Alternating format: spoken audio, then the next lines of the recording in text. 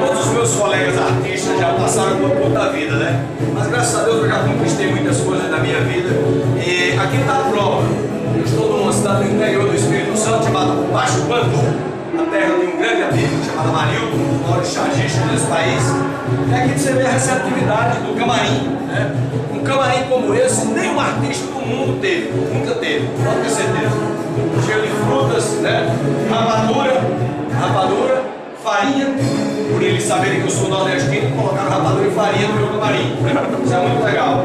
Aqui estão os preparativos, o microfone, da roupa do Tonho, aqui da UFlash. Agora vocês acham que é um camarim comum? Alguém já teve um camarim com piscina? Só eu. Você pode ter tido com banheira, hidromassagem, banheira de ofurô, qualquer coisa. Mas com piscina, nem no Canecão do Rio de Janeiro, aqui ó. Camarim com piscina, amigo, com piscina. Só eu. Aí eu fico aqui descansando enquanto vai começar o show. Vai começar daqui a pouquinho. Estou aqui conversando.